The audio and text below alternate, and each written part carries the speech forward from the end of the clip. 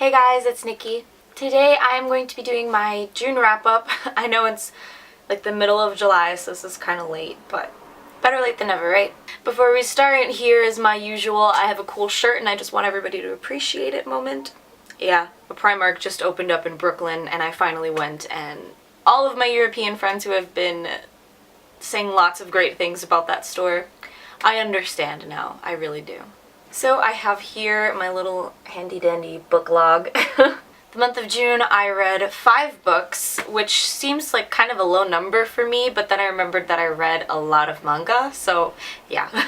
The first book I read in the month of June was Shatter Me by Tahereh Mafi, which is the first book in the Shatter Me series. I'd seen a lot of booktubers talk about it and really loved this book. Also, when I worked in a bookstore, people kept asking me about this series and saying, how have you not read it yet? It's so good.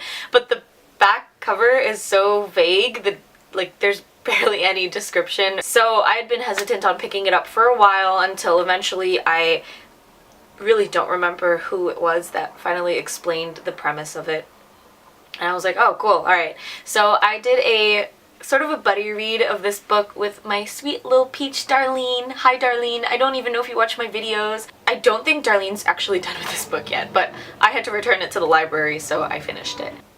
Tell me it gets better. I really thought that it had a really cool concept, but I didn't really like it at all. I might have given it, let's see, do I have my phone with me? Let's find out. Yeah, I gave it 2 stars. I just didn't really enjoy it. I thought the world building was a little, I don't know, everything took a back seat in order to put this romance in your face, and it was not even a good one.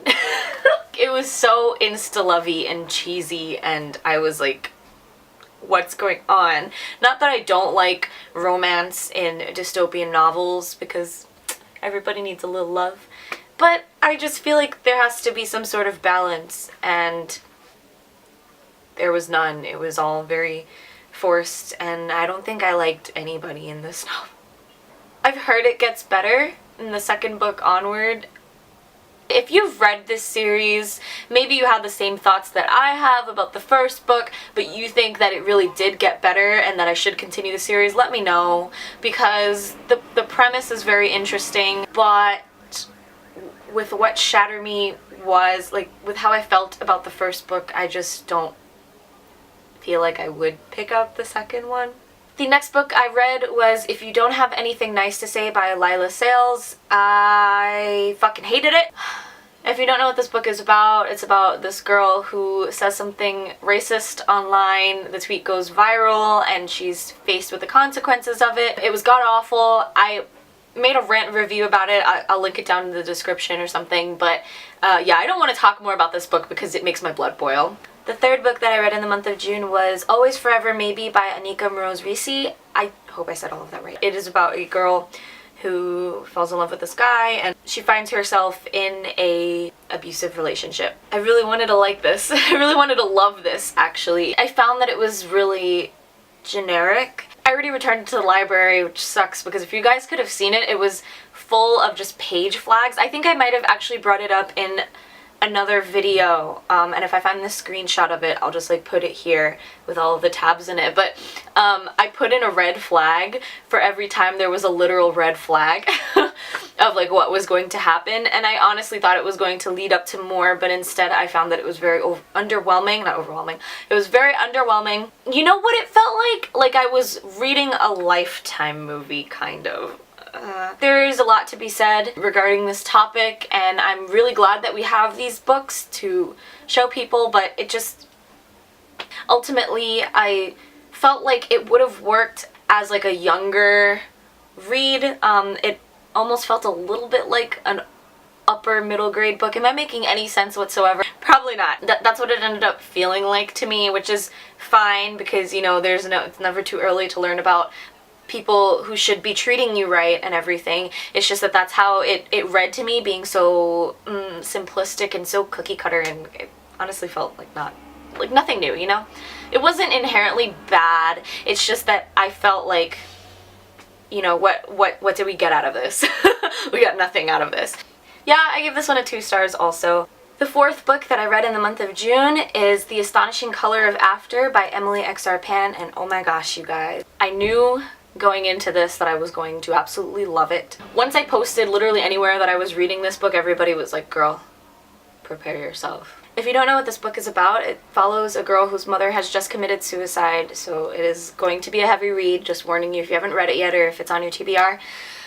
And she believes that her mother has turned into a bird. So she goes to Taiwan to reunite with the family that she's never known and to try to find out what her mother's trying to say to her. It is written so beautifully. I mean, the main character, Lee, is an artist and she conveys feelings through colors, and you really see it. You don't just get an understanding of the emotion that she's feeling in that moment, you can almost visualize it in front of you, and it was incredible. I have a couple of things that I wanted to like write down because they really hit me. But it was absolutely beautiful. I gave this one 5 stars, hands down. I loved it so much. And the last book that I read in the month of June, my brain keeps wanting to say May, I'm not sure why, is Bruja Born by Zoraida Cordova. This is the second book in the Brooklyn Brujas. There we go, that's what it's called. Yeah, this is the second book.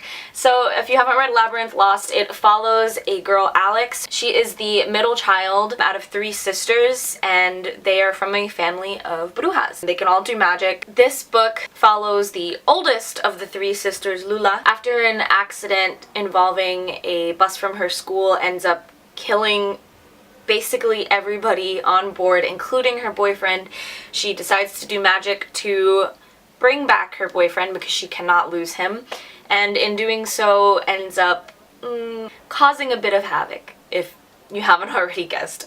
I loved it. I was having so much fun reading this book, the same way I was having fun reading Labyrinth Lost. I really enjoy the family aspect of these books, as the sisters are always supporting each other but also calling each other out on their bullshit, which is great. I really enjoyed all of the use of Spanish in this book and the cultures represented in it.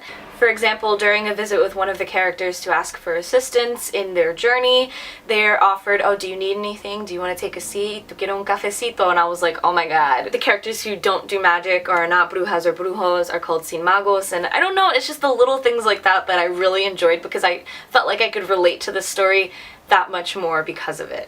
I know I've said before that I don't really like fantasy or magic, but I feel like reading this helps me understand a little bit of what exactly that means by I don't really like anything with magic in it. It turns out that I'm, I guess, okay with witches or brujas, but maybe not okay with certain other types of magic. I'm not really sure yet, but I know that I did enjoy this, and that gives me hope for some other books that I will be reading soon. Hi, post-production Nikki here, just gonna stop you on this frame of me looking at this book like it is my child, which it is. Hey Nikki of the past, you're talking about urban fantasy. You are quite literally talking about urban fantasy, and you knew that this is what you prefer because it's more relatable and you can actually get into it. I don't know what's wrong with me that I completely forgot that. So yeah, carrying on. I really enjoyed it. I ended up giving this one a 4 out of 5 stars. So that is it for my June TBR. I really keep thinking, are you sure that's all you read? Are you sure you didn't read anything else? It's all the manga that I read. If you didn't see my manga wrap up for the month of June, I will just put it in the description box below. I guess all that time spent reading manga just doesn't translate in my brain as you were reading, girl, it's fine, and I just keep thinking, where's the rest of them? What happened? Let me know what you guys read in June. What are you reading now, since it's July now? What are you currently reading? What are you planning on reading next month? Just let me know all of it. Alright, I will see you guys next time. Bye.